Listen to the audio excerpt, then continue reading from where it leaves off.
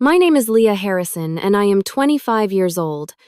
I never thought coming home from my first successful business trip would end with finding my life packed in garbage bags. The black plastic bulged with my possessions lined up like funeral monuments at our front gate. My mother stood there, arms crossed, my three siblings flanking her like soldiers. Their faces showed no warmth, only cold resolution. The smile I had worn since landing evaporated as Mom spoke those cutting words. "You are 25 now. It is time for you to get out." Before I continue this story, let me know where you are watching from. Hit like and subscribe to join me on this journey of family betrayal and unexpected strength. Growing up as the youngest of 4 children in our suburban Chicago home was never easy. My father passed away when I was just 7 years old, leaving my mother Sandra to raise us alone. My oldest brother Jackson was already 18, then my sister Natalie was 16, and my brother Kevin was 14. While they had years of memories with Dad, I barely remembered his face without looking at photographs. After Dad died, Mom changed. The warm, laughing woman from my earliest memories hardened into someone who measured love by achievement and obedience. She worked 2 jobs to keep us afloat and reminded us daily of her sacrifices. "I gave up everything for you kids," became her mantra, usually followed by "the least you could do is." As the baby of the family, I received both the benefits and burdens of being last. Mom was financially more stable by the time I needed braces or college tuition, but the emotional toll of single parenthood had worn her down. She controlled every aspect of my life with iron determination, from my friends to my major in college. My siblings had all followed the paths she approved. Jackson became a surgeon, Natalie a corporate attorney, and Kevin a successful engineer. They married people, Mom bought homes in neighborhoods she approved of, and had children on the schedule she thought appropriate. They were her success stories, proof of her excellent parenting. Then there was me. I studied marketing instead of medicine or law, took a job at a startup rather than an established firm, and remained stubbornly single at 25. While I was not rebellious by most standards in our family, I was the black sheep. "When will you get a real job?" Mom would ask over Sunday dinner. Natalie was already making 6 figures at your age. Despite these tensions, I had chosen to live at home after college graduation. The decision was practical at first. My entry-level marketing position paid modestly, and Chicago housing prices were astronomical. Living with Mom allowed me to build savings and pay down my student loans more quickly. "You can stay as long as you need," Mom had said when I first moved back. "Family supports family." But her support came with conditions mostly unspoken but ever-present. I paid rent, contributed to groceries, and handled most household chores. I drove her to appointments, helped with technology problems, and listened to hours of complaints about neighbors, coworkers, and occasionally my siblings, though never when they were present. The dynamic with my siblings was equally complicated. To them, I was still the baby, someone whose opinions carried less weight. When family disagreements arose, they formed a united front with Mom, dismissing my perspective as immature or uninformed. "You will understand when you have more life experience," Jackson would say, despite the fact that I had lived on my own through 4 years of college and traveled internationally, experiences he had never had. The tension between independence and family obligation grew as I approached my mid-20s. Friends my age were living in apartments with roommates, dating freely, staying out late without texts, demanding their whereabouts. I envied their freedom but felt trapped by both financial reality and familial duty. Then came the opportunity that I thought might change everything. Our marketing firm landed a major client, and as the team member with the freshest ideas, I was chosen to present our campaign in New York. It was my first business trip, my first solo presentation to a major client, and potentially my first big career break. The presentation was scheduled for a Thursday with meetings extending through Friday afternoon. I had spent weeks preparing, rehearsing until I could recite the pitch in my sleep. The night before my flight, Mom had seemed distracted during dinner, barely acknowledging my nervous excitement. "I will be back late Friday night," I reminded her as I washed dishes. "Fine," she said, not looking up from her phone. Jackson and Natalie are coming over on Saturday with the kids. Make sure you are here to help. I promised I would be swallowing my disappointment at her lack of enthusiasm. In my heart, I had hoped this professional milestone would finally earn her approval. If I could prove my career path was viable, perhaps she would see me as an adult rather than a disappointing child. The New York presentation had exceeded all expectations. The clients loved our campaign, asking for only minor adjustments before approving the 7-figure budget. My boss had taken me to dinner afterward, discussing a potential promotion and raise if the project launched successfully. "You have real talent, Leah," he said. "I see a bright future for you with us." Those words had warmed me more than the expensive wine we shared. For once, someone saw my potential rather than my shortcomings. I purchased small gifts for everyone during my limited free time, choosing a silk scarf for Mom craft beers for my brothers and a designer pen for my sister. Small tokens of success, peace offerings I hoped would bridge the gap between us. On the flight home, I imagined sharing my triumph at the family gathering the next day. Perhaps Jackson would finally stop asking when I planned to get a stable job. Maybe Natalie would cease forwarding me job postings for administrative positions at her law firm. Possibly Kevin would quit, suggesting I pursue a master's degree to catch up to my peers. Above all, I fantasized about Mom's reaction. In my daydream, she smiled with pride, telling her friends about my accomplishment, finally seeing that I was making my own way just on a different path than my siblings. Little did I know that my fantasy of family validation would shatter within minutes of my return, replaced by a nightmare I could never have anticipated. The Chicago afternoon greeted me with perfect spring weather as my rideshare pulled away from O'Hare International Airport. Sunshine warmed the city after weeks of rain, which I took as a good omen.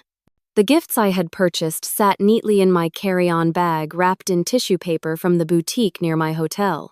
My presentation materials were safely stored in my laptop bag, including the signed contract that would transform my department's budget and hopefully my career trajectory. I texted Mom that I had landed safely and was on my way home, but received no response. This was not entirely unusual, as she often missed texts when engaged with her gardening club or church activities. Still, a small twinge of unease flickered through me. Throughout my trip, communication had been minimal, with my check-in texts met with one-word responses or nothing at all. Halfway home, my phone rang with Jackson's number displayed on the screen. My oldest brother rarely called me directly, preferring to communicate through our family group chat or via Mom. "Hello," I answered, curiosity mixing with faint apprehension. "Where are you right now?" His tone was clipped professional, the same voice he likely used with difficult patience. "In a car heading home from the airport. My flight landed early. Is everything okay?" A pause stretched between us, long enough to accelerate my heartbeat. "Mom wants to talk to you when you get home. We all do." "About what? Is someone sick?" Alarm replaced confusion. "Just get home, Leah." He hung up without further explanation. My mind raced through possibilities. Had something happened to one of my nieces or nephews? Was Mom ill? Had a distant relative passed away? None of these scenarios explained the coldness in Jackson's voice, or why we all needed to talk to me. I tried calling Natalie, then Kevin, but neither answered. I sent messages to our family group chat asking what was happening, but saw only red receipts, no responses. My mother's last message to me, sent the previous evening, now seemed ominous in retrospect. "We need to discuss some changes when you return." The driver noticed my agitation. "Everything all right, miss?" "Just family stuff," I replied, attempting a smile that felt more like a grimace. As we turned onto my street, the peaceful neighborhood seemed unchanged. Children played in front yards, couples walked dogs, and retirees tended to spring gardens. Our modest 2-story home came into view, the blue siding and white trim as familiar as my own reflection. Then I saw them. Black garbage bags, at least a dozen, lined the driveway near the front gate. 4 figures stood in the yard, their postures stiff and confrontational. I recognized them immediately. Mom in her gardening apron, Jackson in his casual weekend clothes. Natalie in one of her impeccable business casual outfits, despite it being Saturday, and Kevin in the university sweatshirt he favored on days off. "You can stop here," I told the driver, my voice distant to my own ears. I paid quickly, gathered my luggage, and stepped out onto the sidewalk. The driver pulled away, leaving me exposed before my family's unified front. None of them moved to help with my bags. None of them smiled in greeting. "What is going on?" I asked, approaching slowly. "What are all these bags?" Mom stepped forward, her mouth set in a thin line. "Your things are packed. It is time for you to find your own place." The world tilted beneath my feet. Why we never discussed this. "You are 25 years old," she continued, as if I had not spoken. "All your siblings were on their own by 23. You have overstayed your welcome." Jackson nodded in agreement. "It is time you learned responsibility." The irony of his statement might have made me laugh in different circumstances. I had been paying rent, handling household chores, working full-time, and advancing my career. By any reasonable definition, I was already responsible. "This is insane," I said, looking from face to face, searching for any sign of warmth or explanation. "I just got back from a business trip. I have nowhere to go." "You should have planned better," Natalie interjected, checking her watch as if my homelessness was making her late for an appointment. "We all managed to find apartments right after college." With parental co-signing and down payment assistance, I reminded her, anger beginning to cut through my shock. And significantly higher starting salaries in established professions. "Excuses," Kevin said, shaking his head. "You have had 3 years to figure this out." I turned to Mom, hoping to find some explanation in her expression. "Why now? Why today, without any warning?" "I have been hinting for months that you should move on," she replied. "You chose not to listen." Hinting is not the same as giving notice. My voice rose despite my efforts to remain calm. Normal people discuss major decisions. They do not pack someone's belongings while they are away and ambush them upon return. "Do not raise your voice to your mother," Jackson warned, stepping closer. The absurdity of the situation struck me all at once. I was being lectured about respect while being treated with absolute disrespect. My family had waited until I was out of town to pack my possessions in garbage bags and evict me without warning or discussion. "What is this really about?" I asked, suddenly remembering conversations overheard between Mom and Natalie about property values in our neighborhood. "Are you selling the house?" A flicker of surprise crossed my mother's face before she composed herself. "My financial decisions are none of your concern. They are if they involve making me homeless with no notice." "You are not homeless," Natalie said with exaggerated patience. "You have a job. Get an apartment like everyone else." Without references, without time to save for a security deposit, without warning, I looked at each of them in turn. "Do you hear yourselves who treats family this way?" "We are doing this for your own good," Mom insisted. "You need to stand on your own 2 feet. By cutting them out from under me," I countered. A neighbor walking his dog slowed as he passed, openly staring at our confrontation. My humiliation deepened at having this family betrayal witnessed by others. "This is ridiculous," I said, lowering my voice. "Let us go inside and discuss this like adults." "There is nothing to discuss," Mom replied. "The decision has been made. Without any input from me, the person most affected." "Your input has been your continued failure to launch," Kevin said. "We have all discussed it and agree this is necessary." That statement landed like a physical blow. They had discussed me, judged me, and determined my fate without my knowledge or participation. The gifts I had brought them suddenly felt like pathetic bribes for affection that had already been withdrawn. "When did you pack all this?" I asked, gesturing to the garbage bags. "Yesterday," Mom answered. "Jackson and Kevin helped." The timing was not coincidental. They had deliberately waited until I was away, unable to defend my space or my position in the family. "And what am I supposed to do now? Where am I supposed to go tonight?" "You should have friends you can stay with," Natalie suggested, though her tone implied doubt that I had any. "Or get a hotel," Jackson added. You just got back from New York. Surely you can afford a room for a few nights. They did not know that the company had paid for my New York accommodations, or that my modest savings were earmarked for eventual moving costs that I had planned to discuss with Mom when the time was right. Can I at least come inside and sort through these bags? I doubt you knew what was important when you packed. Everything is there, Mom said firmly. Your room has been cleared. The finality of her statement made my stomach clench. They had erased me from the house while I was gone, as if I had never belonged there at all. White-hot anger surged through me, temporarily burning away the shock and hurt. 25 years of feeling less than of trying to earn approval that never came of walking on eggshells in my own home, all culminated in this moment of utter betrayal. How dare you, I said, my voice low and trembling. How dare all of you stand there acting righteous while doing something so cruel? Dramatic as always, Natalie muttered. Dramatic. I laughed without humor. You ambush me after a business trip. Throw my possessions in garbage bags and tell me I am homeless effective immediately. But I am the dramatic one. We knew you would react this way, Jackson said. This is why we did it while you were gone. You mean why you waited until I was not here to defend myself? That is not responsible adult behavior. That is cowardly. Mom's face flushed with anger. Do not speak to us that way, after everything I have done for you. What exactly have you done for me lately? Mom charged me rent, made me handle most household chores, criticized my career choices, compared me unfavorably to my siblings at every opportunity. You ungrateful little, she began. Ungrateful, I cut her off. I have been nothing but grateful. I have thanked you, helped you, supported you emotionally and financially.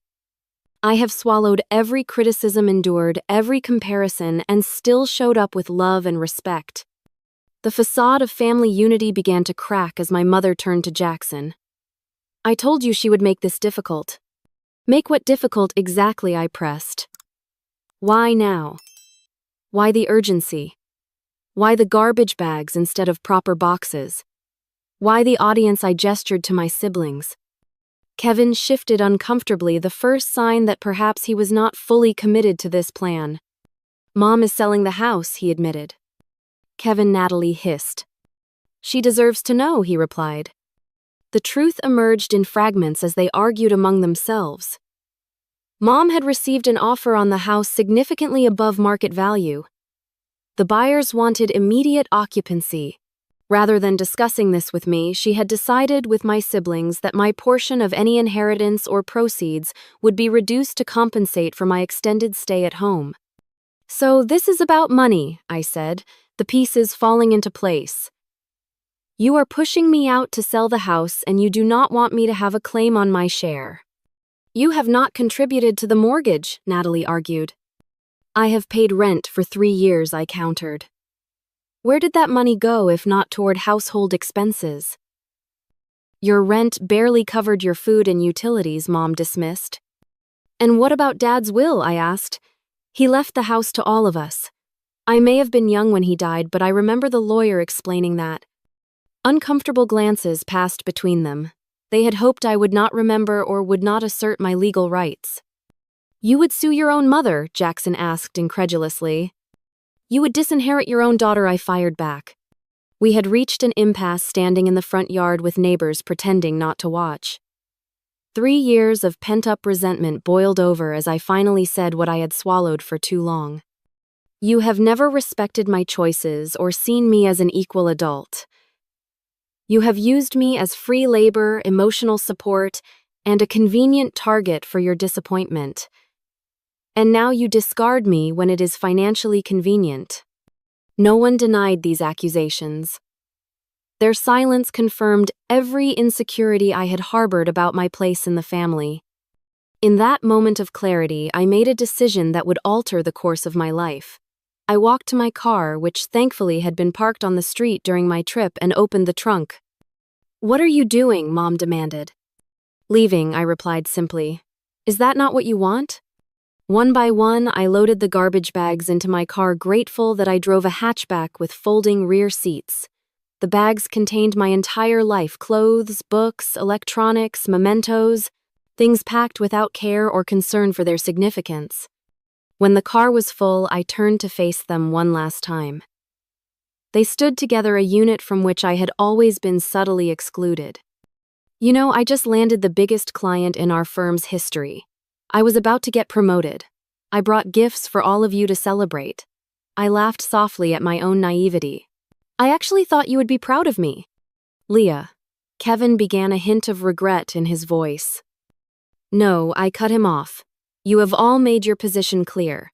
I will not stay where I am not wanted or valued." To their visible surprise, I smiled, not from happiness, but from the sudden weightlessness of having nothing left to lose. "Goodbye," I said, getting into my car. "I hope the money is worth it." I drove away without looking back, tears blurring my vision as I navigated familiar streets that suddenly felt foreign. My phone began buzzing with messages, likely my family realizing the implications of their actions, but I ignored them. With no plan and nowhere to go, I called the only person I trusted completely, my college roommate Zoe. Through choked sobs, I explained the situation. "Come here now," she said without hesitation. "You can stay as long as you need." Zoe lived in an apartment 30 minutes away with her boyfriend Tyler. When I arrived, they helped unload my car without judgment or questions, setting up their spare room as a temporary sanctuary.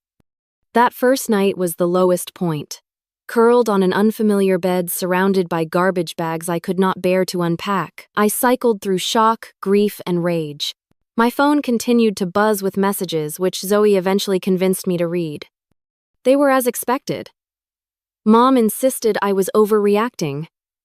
Jackson lectured me about responsibility. Natalie sent links to apartment listings well outside my budget.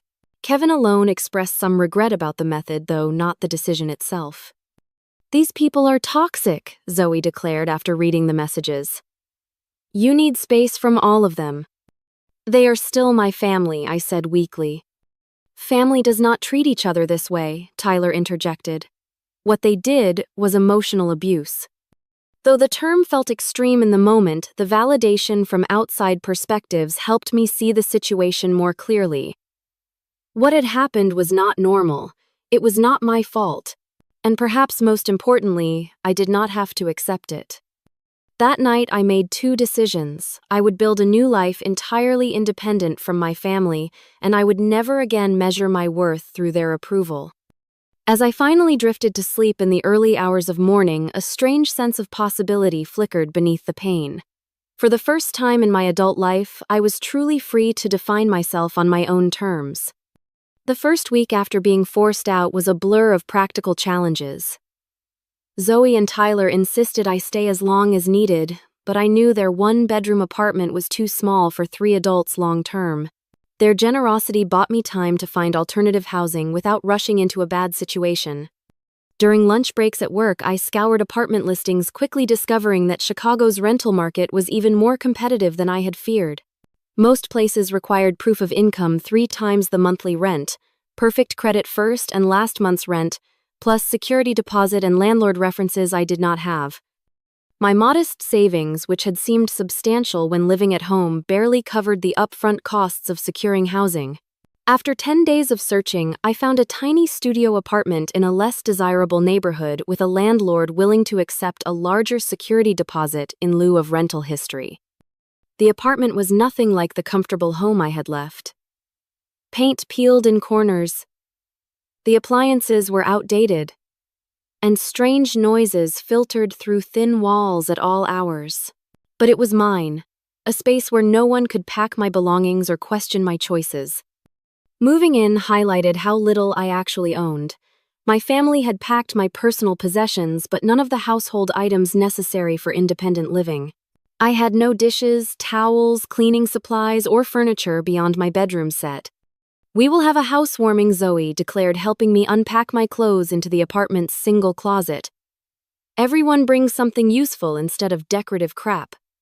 True to her word, she organized a small gathering of college friends and work acquaintances. They arrived bearing second-hand furniture, kitchen essentials, and home goods.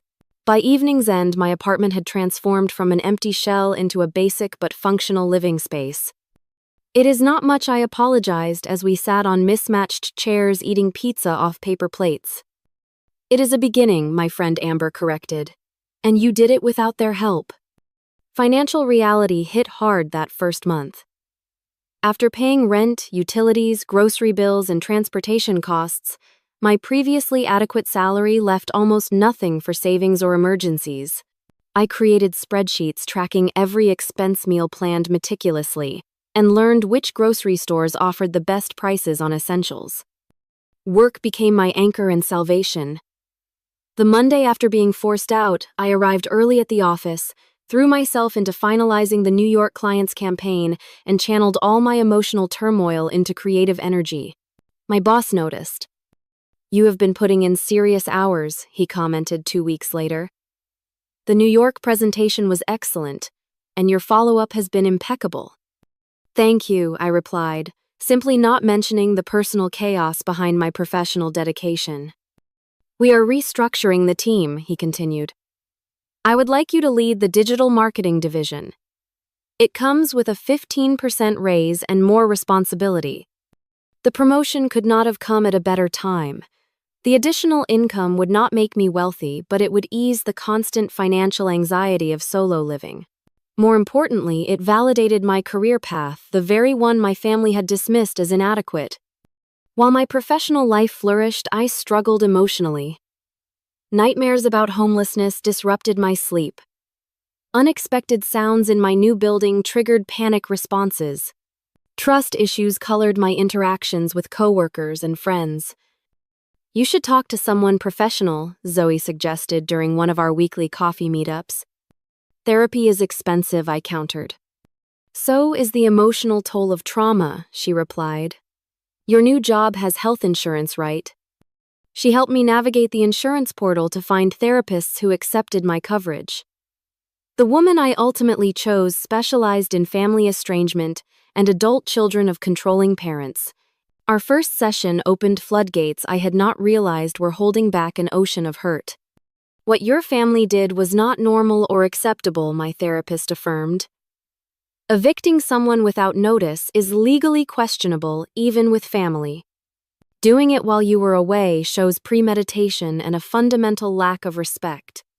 Weekly therapy sessions helped me recognize patterns of emotional manipulation that had defined my family relationships. I learned about concepts like scapegoating golden children and conditional love. Slowly, I began rebuilding my sense of self-worth separate from family approval. Practical skills became another focus of my new independence. I had never needed to handle certain aspects of adult life while living at home. Now I taught myself basic plumbing, how to jumpstart a car, simple cooking techniques, and home repairs. Each new skill felt like a tiny victory proof that I could survive and even thrive on my own. 3 months after moving out, I encountered my brother Kevin at a coffee shop downtown. The meeting was accidental, uncomfortable, and revealing. "You look good," he said awkwardly after we had both frozen in recognition. "How are you?"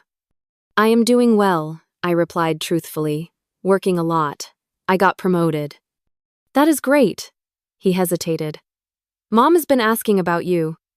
Has she strange way of showing concern, cutting off all contact?" "You cut off contact," he corrected. "You stopped answering messages." After being thrown out with no notice, yes, I did. We stood in uncomfortable silence, holding coffee cups like shields. "She wants you to come to Sunday dinner," he finally said, "to talk things through." "On what terms?" "What do you mean? Does she acknowledge what she did was wrong? Is she apologizing? Or does she expect me to pretend nothing happened and resume the same dysfunctional relationship?" His expression answered my questions. There would be no acknowledgement, no apology, no change. "I cannot do that, Kevin. I am not the same person who left 3 months ago." "She is still your mother," he insisted. Yes, I agreed. And I am still her daughter. That did not stop her from treating me like I meant nothing. As we parted ways, he seemed troubled, perhaps seeing our family dynamic from a new perspective. That brief encounter strengthened my resolve to maintain boundaries, even as it reopened barely healed wounds. The path forward was neither straight nor easy. Some days I felt empowered by my independence. Others I crumbled under the weight of estrangement from my only family. But slowly, deliberately, I built a life that belonged wholly to me, furnished with my choices and governed by my values. It was not the life I had imagined, but it was becoming one I could be proud of. As 3 months stretched into 4 and then 5, a remarkable transformation began to take place. The constant anxiety that had characterized my first weeks of independence gradually subsided, replaced by growing confidence in my ability to handle whatever challenges arose. My promotion proved to be a turning point professionally. Leading the digital marketing division meant higher visibility within the company and direct client contact. I assembled a small but effective team, implemented new analytics strategies, and delivered consistent results that impressed both clients and executives. Your campaign increased engagement by 40%, our CEO noted during a quarterly review. That is impressive work, Leah. The acknowledgement delivered in front of the entire leadership team felt more validating than any family approval I had ever sought. My colleagues saw my value without the distorting lens of family history or comparison. With financial stability came practical improvements. I traded my unreliable used car for a newer model with a warranty. When my lease approached renewal, I found a nicer apartment in a safer neighborhood with more natural light and a small balcony where I could grow herbs and flowers. The process of furnishing my new space became an exercise in self-discovery. Free from my mother's aesthetic preferences and my siblings' opinions, I could finally explore my own taste. I discovered a love for mid-century modern design, bold colors, and functional spaces. Each piece I selected, whether new or secondhand, reflected my emerging identity. "This place feels like you," Zoe commented when she visited the newly decorated apartment. "Your old room never did." She was right. My childhood bedroom had remained frozen in adolescence, while my space at Mom's house had felt temporary despite 3 years of residency. This apartment, though rented, was the first home that truly expressed who I was becoming. Social connections expanded beyond my small circle of college friends. I joined a book club, volunteered at a local food bank, and accepted invitations to work events I would have previously avoided. Through these activities, I met people who knew me only as I was now, not as the family disappointment or the babied youngest sibling. Among these new acquaintances was Daniel, a graphic designer who collaborated with my marketing team on client projects. Our professional relationship evolved into friendship and eventually into cautious romance. Unlike previous relationships conducted under my mother's scrutinizing gaze, this connection developed at its own pace, free from external pressure or judgment.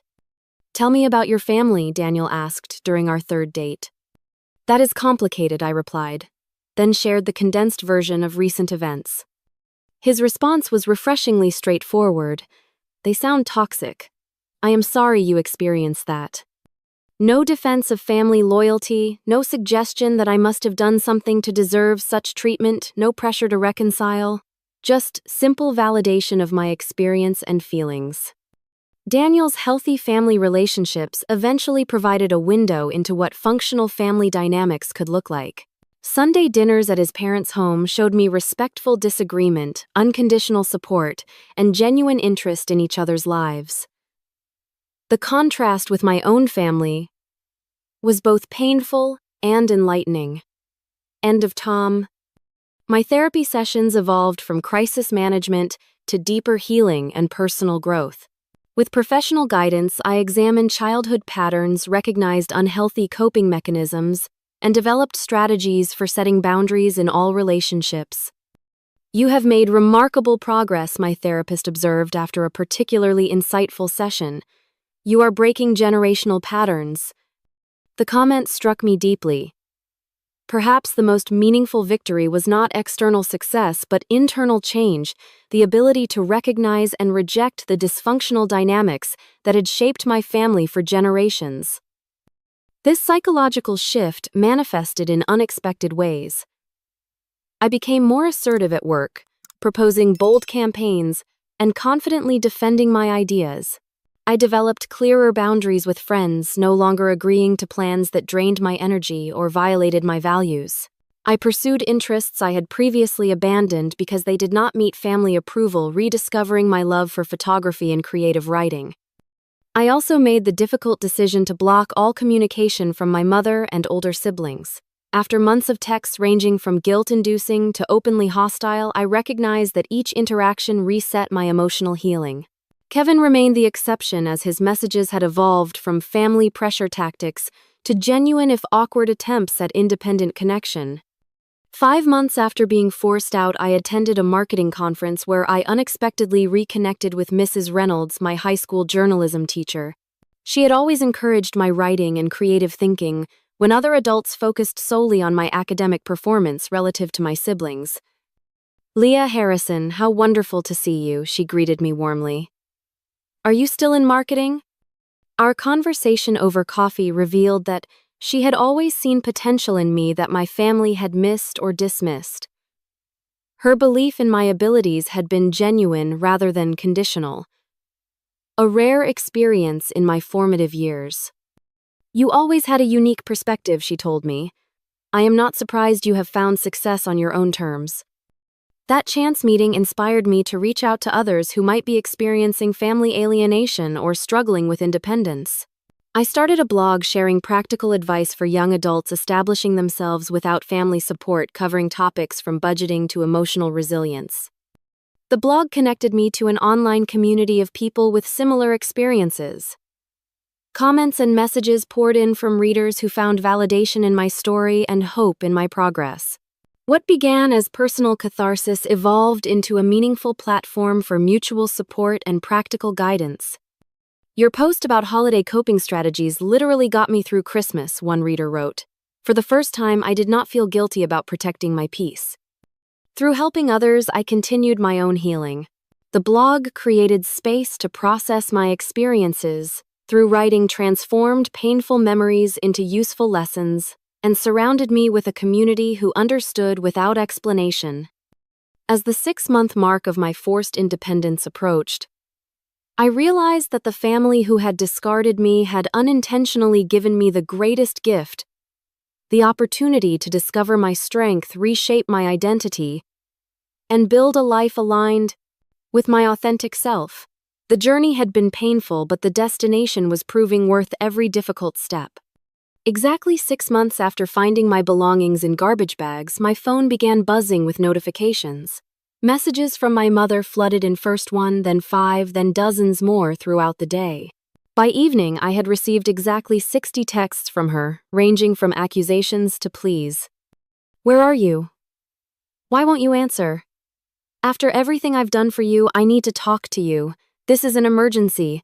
Please call me." The final message, sent at 11:30 p.m., struck a different tone.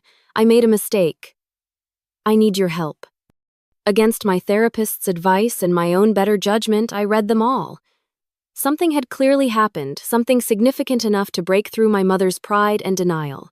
Despite everything, concern flickered beneath my carefully constructed defenses. I called Kevin the next morning, choosing the sibling who had shown at least minimal regret about how events had unfolded. "What is going on with Mom?" I asked when he answered. His heavy sigh carried through the phone. "She lost everything." The story emerged in fragments, each more unbelievable than the last. Mom had indeed sold the family home, receiving a substantial sum that should have secured her retirement. Instead of investing wisely, she had entrusted the entire amount to a financial advisor introduced by a church acquaintance. "It was a scam," Kevin explained. "The guy disappeared with her money and at least 10 other victims' savings." "That is terrible," I said, genuinely sympathetic despite our history. "But why contact me now? Where are Jackson and Natalie?" Another pause. "They are not speaking to her." "What, why?" "She promised each of us a portion of the house proceeds. Jackson already put a deposit on a vacation property based on that promise. Natalie had planned a home renovation. And you?" "I was more cautious," he admitted. "But I am still angry. She made decisions without consulting any of us, then lost everything. The irony was not lost on me. My mother had excluded me from decisions about my own living situation, and now felt the sting of similar treatment from her other children. There is more, Kevin continued reluctantly. She has nowhere to live. The new owners took possession of the house last week. She has been staying in a motel, but her funds are running out. Where does she expect to go? She mentioned your new apartment. A cold wave of disbelief washed over me. After throwing me out without notice, my mother's plan was to move in with me. The audacity was breathtaking. That is not happening, I said firmly. I know, Kevin agreed, surprising me. That would be unreasonable after everything. But she needs something, Leah. She is still our mother. The situation forced me to confront complex questions about obligation, forgiveness, and boundaries. What did I owe the woman who had raised me but also betrayed me? Could I help without sacrificing the healthy independence I had built? Was it possible to show compassion without enabling toxic patterns? After consulting with my therapist, I agreed to meet my mother at a coffee shop, a neutral location where I could leave if necessary. Daniel offered to wait nearby, providing both moral support and an escape plan if things became too intense. My mother looked diminished when she arrived, her confident posture replaced by a nervous hunch. The designer clothes and perfect makeup that had been her uniform were exchanged for casual wear and minimal cosmetics. She had aged years in months. Thank you for coming, she began, hands clutching her coffee cup. I did not think you would. I almost did not, I replied honestly. We sat in uncomfortable silence, the weight of our history pressing down between us. I lost everything, she finally said. The house, the money, everything. Kevin told me, Jackson and Natalie will not speak to me. They say I betrayed them. I nodded, acknowledging her pain without accepting responsibility for it. I need help, Leah. Her voice cracked. I have nowhere to go. The request hung in the air, unspoken but clear. She expected me, the child she had discarded, to rescue her. 6 months earlier, I might have agreed, immediately desperate for her approval and a chance to prove my worth. Now I saw the situation with painful clarity. Do you understand what you did to me? I asked quietly. She blinked, clearly unprepared for this response. I was trying to help you become independent. By throwing me out without warning, by packing my things in garbage bags while I was away, by ambushing me with the entire family as witnesses to my humiliation. I may have handled it poorly, she conceded, but my intentions were good. Your intentions? I laughed without humor. You sold the house without telling me. You planned to reduce my inheritance. You treated me like an inconvenience rather than your daughter. Tears filled her eyes. I made mistakes. Yes, I agreed. You did. And now you are facing consequences just as I had to face the consequences of your actions 6 months ago. So you will not help me, indignation crept into her tone. After everything I sacrificed raising you? I did not say that I corrected her. I am willing to help, but on my terms, not yours. I outlined the boundaries I had carefully considered with my therapist's guidance. I would help her find affordable senior housing and contribute a modest monthly amount toward her expenses. I would not allow her to move in with me, borrow money directly, or resume the controlling relationship of the past. That is your idea of help? She asked incredulously. That is what I can offer while still respecting myself, I replied. Take it or leave it. Our conversation continued for nearly 2 hours, cycling through accusations, justifications, tears, and tentative steps toward understanding. My mother struggled to accept that our relationship had fundamentally changed, that her authority had been permanently diminished by her own actions. I never thought you would be so hard, she said at one point. I never thought I would need to be, I countered. But here we are. By the end of our meeting, we had reached an uneasy agreement.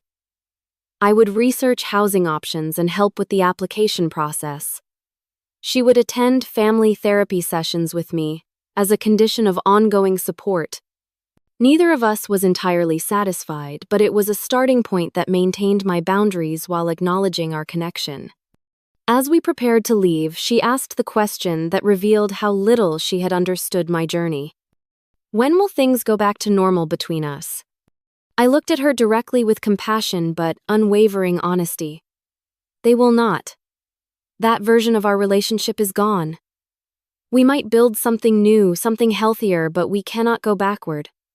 Her face fell, the reality of permanent change finally sinking in. In that moment, I felt an unexpected shift within myself. The anger that had fueled me for months did not disappear, but it loosened its grip on my heart. I could see my mother not as the all-powerful figure of my childhood, but as a flawed human whose poor choices had cost her dearly. That recognition did not excuse her actions or erase the harm she had caused. It simply allowed me to respond from a place of strength rather than reactive pain. I could offer appropriate help without sacrificing the healthy life I had built, a balance that would have been impossible 6 months earlier. As I walked away from the coffee shop, Daniel fell into step beside me. "How did it go?" "Exactly as hard as I expected," I replied, "but also necessary." "Are you okay?" I considered the question carefully. "Not yet, but I will be." That evening, I received messages from both Jackson and Natalie for the first time in months.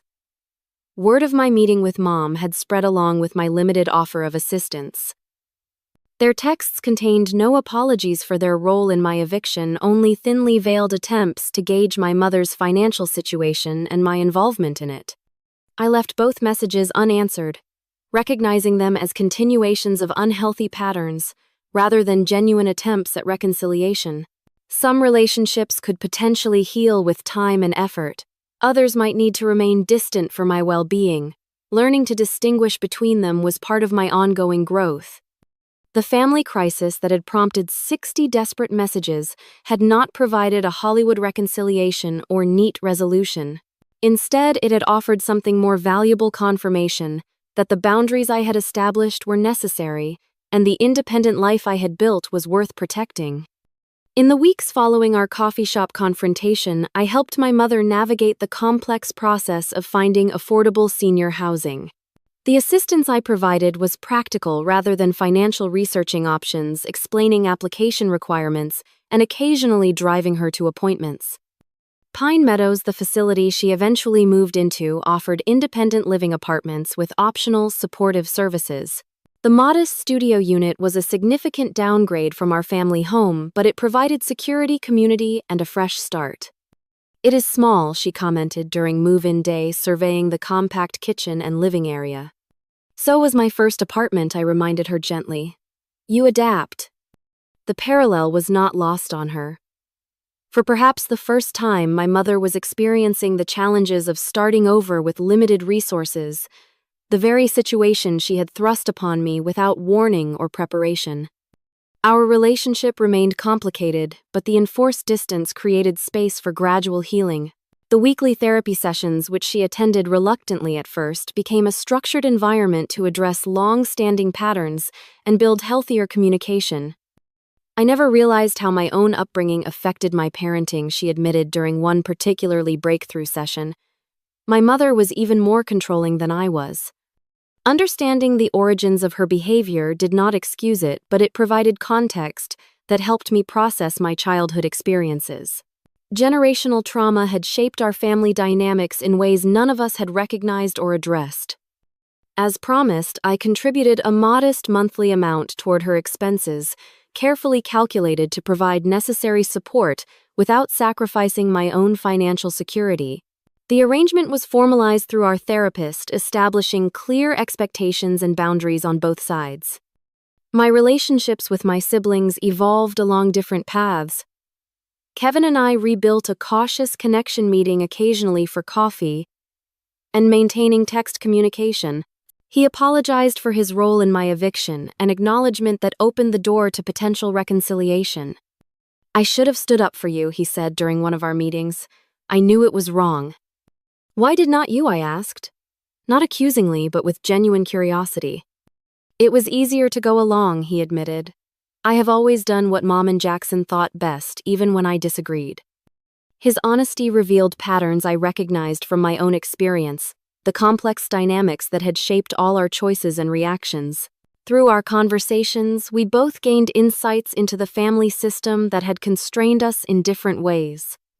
Jackson remained distant, occasionally sending impersonal holiday greetings or family announcements, but making no effort at meaningful connection. His pride prevented him from acknowledging any wrongdoing, and I no longer felt compelled to seek his approval or forgiveness. The most surprising development came from Natalie. 6 months after our mother's financial collapse, my sister experienced her own crisis when her husband announced he wanted a divorce. Suddenly single with 2 children and a lifestyle she could no longer maintain independently, she gained unexpected perspective on vulnerability and independence. "I never understood what it meant to have your life upended overnight," she confessed during an unexpected phone call. "I think I get it now." Our reconciliation was tentative and incomplete, but it opened possibilities I had not anticipated. We began meeting monthly for lunch, gradually rebuilding trust through small, consistent interactions, rather than grand gestures or dramatic apologies. While family relationships slowly evolved, my professional life continued to flourish. 1 year after the promotion that had coincided with my forced independence, I was offered the position of Director of Marketing, overseeing all campaigns and client relationships. The new role came with a substantial salary increase, stock options, and enhanced benefits. For the first time, I felt truly financially secure, capable of building long-term stability rather than merely surviving month to month. With this security came the ability to pursue a dream I had privately harbored but never voiced to my family: homeownership. Working with a realtor, I found a small but charming condo in a diverse neighborhood with a reasonable commute to downtown. The day I received the keys, I stood alone in the empty living room, overwhelmed by the significance of the moment. This space was mine, purchased with my earnings, selected by my preferences, secured by my credit and reputation. No one could pack my belongings or demand I leave. No one could diminish this achievement or take it away. I hosted a housewarming party for the friends who had supported me through the darkest periods of the previous year. Zoe and Tyler Daniel, work colleagues, therapy group members, and even Kevin attended, filling my new home with laughter and positive energy. "I propose a toast," Zoe announced, raising her glass. "To Leah, who turned garbage bags into a gorgeous home through sheer determination and courage." The reference to how my journey had begun prompted knowing smiles rather than painful memories. What had once been traumatic had transformed into an origin story of resilience and growth. As my external circumstances stabilized, I continued the internal work of healing and self-discovery. With my therapist's encouragement, I established a small scholarship fund for young adults aging out of foster care or leaving difficult family situations. The modest grants helped recipients with security deposits, professional clothing, or educational expenses, addressing practical needs often overlooked by larger programs. "You have turned your pain into purpose," my therapist observed when I shared feedback from the first scholarship recipients. "That is true healing." The observation resonated deeply. The betrayal that had initially shattered my sense of security had ultimately revealed strengths I might never have discovered otherwise. Being forced to stand alone had taught me that I could not just survive but thrive on my own terms. My relationship with my mother would never return to what it had been, nor would I want it to. The dynamics that had defined our earlier interaction were fundamentally unhealthy, rooted in control rather than respect. Instead, we were slowly building something new, a relationship between adults with clear boundaries and realistic expectations. During our last therapy session of the year, my mother said something that demonstrated how far we had both come. "I am proud of you," she stated simply. "Not because you are successful by conventional standards, though you are. I am proud of who you have become, how you have handled adversity, much of which I caused." The acknowledgement, offered without qualification or comparison to my siblings, was perhaps the most genuine approval she had ever expressed. It mattered to me, but in a different way than it once would have. Her validation was welcome, but no longer necessary for my sense of worth or identity. That evolution represented the most profound lesson of my journey. Love should not require perfect compliance. Achievement should not be a prerequisite for belonging and family connections, while important cannot define our entire sense of self. There are wounds that never completely heal, relationships that cannot be fully restored, and betrayals that permanently alter our understanding of trust and loyalty. Yet within those painful realities lie opportunities for growth that might otherwise remain undiscovered. Sometimes, being forced out of what feels like home leads us to where we truly belong, to the person we were meant to become. What began with garbage bags at a gate ended with the keys to my own front door, both literally and metaphorically. The journey between those points transformed not just my circumstances, but my fundamental understanding of family independence and self-worth. In losing what I thought I needed, I found what I truly deserved: a life defined by my choices rather than others' expectations. Have you ever experienced a moment when family betrayal ultimately led to unexpected strength? How did you rebuild your life after a relationship breakdown? Share your story in the comments below, and do not forget to like and subscribe if this resonated with you. Remember, sometimes the most painful endings lead to the most beautiful beginnings. Thank you for listening, and I wish you the courage to create boundaries that protect your peace and the strength to build a life that truly reflects your worth.